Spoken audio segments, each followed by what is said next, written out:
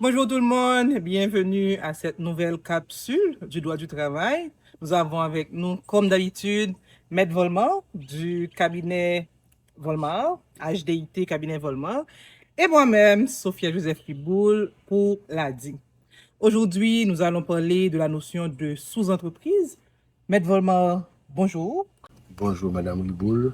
C'est quoi la sous-entreprise? Bon, la sous-entreprise, c'est le fait pour un employeur de confier un travail à une tierce personne qu'on appelle sous-entrepreneur ou intermédiaire et qui fait travailler une troisième catégorie de personnes pour l'employeur. Donc, la sous-entreprise fait appel à trois catégories d'acteurs. L'employeur, le sous-entrepreneur, alors l'employeur on l'appelle aussi entrepreneur. Il y a le sous-entrepreneur ou l'intermédiaire. OK. Et puis il y a les employés. OK. Donc les employés, ils travaillent pour le sous-entrepreneur, mais pour le compte de l'employeur. OK. Donc, ça implique que l'employeur ne recrute pas personnellement les employés. Les employés sont recrutés par le sous-entrepreneur. Et le travail que font les employés, ils ne le font pas pour le sous-entrepreneur, mais pour l'employeur. Pour l'employeur, OK. Maintenant, et c'est quoi la responsabilité des employés envers l'employeur et du sous-entrepreneur par rapport à l'employeur?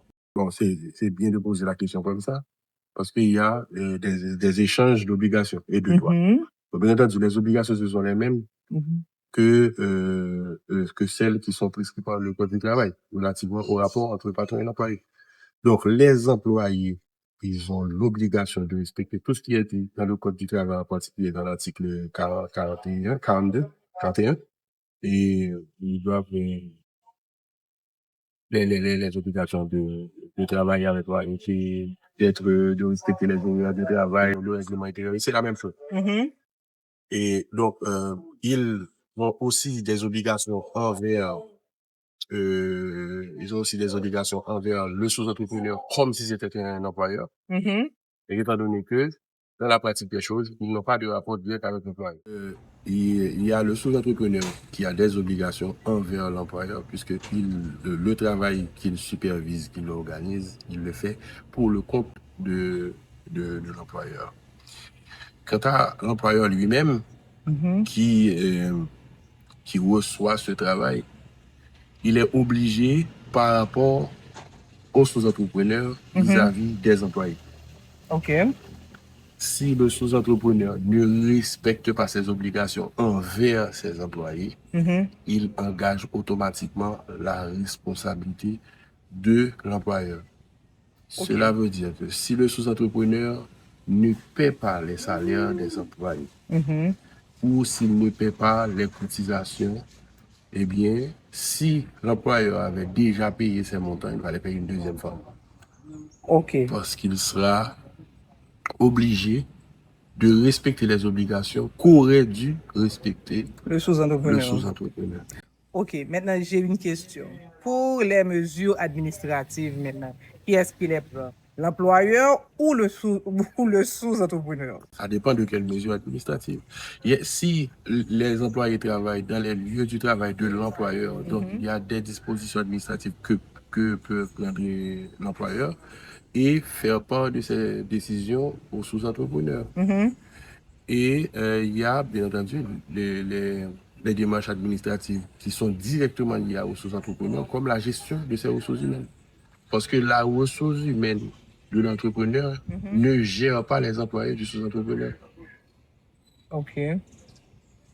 C'est la gestion humaine du sous-entrepreneur qui administre les employés qui travaillent pour le compte de l'employeur. Dans le meilleur des cas, un employé qui serait en poste chez un employeur avec cette figure de sous-entreprise, une lettre de blâme pour l'employé sera est donné par le sous-entrepreneur à l'employé et non de Exactement. l'employeur et à... Exactement. Ok. Bon, bien entendu, ce sont des conséquences logiques de la loi, mais ce n'est pas le texte lui-même qui le dit. Ok. Et pourquoi? Parce que déjà, c'est dans l'avantage de l'employeur de ne pas adresser directement la lettre de blâme pour éviter que l'employé se perd par rapport à son premier responsable. Et parce qu'il risque de faire des actions contre l'employeur directement, alors que le sous-entrepreneur est obligé envers lui en premier. Ok. Donc le mieux, c'est de laisser toute l'administration des ressources humaines aux sous-entrepreneurs afin de mettre psychologiquement l'employé dans la situation de comprendre que le premier responsable, c'est le sous-entrepreneur. Je te parle en termes d'expérience parce que j'ai déjà vu ça.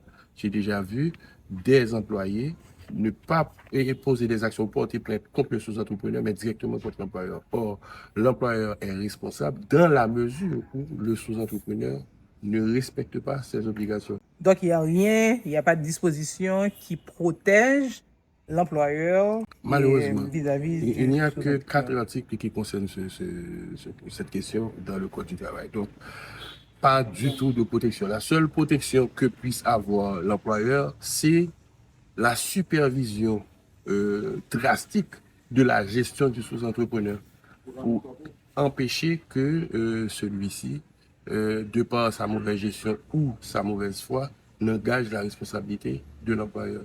Je peux dire, à titre d'exemple, sans citer de nom, que j'ai connu un cas où le sous-entrepreneur, alors les employés se sont mis en grève improvisée bien sûr, et lorsqu'on a cherché à savoir pour quelles raisons, ils ont dit qu'ils n'ont pas gagné leur salaire depuis quelques mois. Et lorsque l'entrepreneur a cherché à entrer en contact avec le sous-entrepreneur a fait savoir qu'il était en campagne, qu'il a dépensé l'argent et qu'il compte le restituer, etc. Donc, et dans ce cas bien précis, au regard de la loi, l'employeur devra repayer ces montants-là.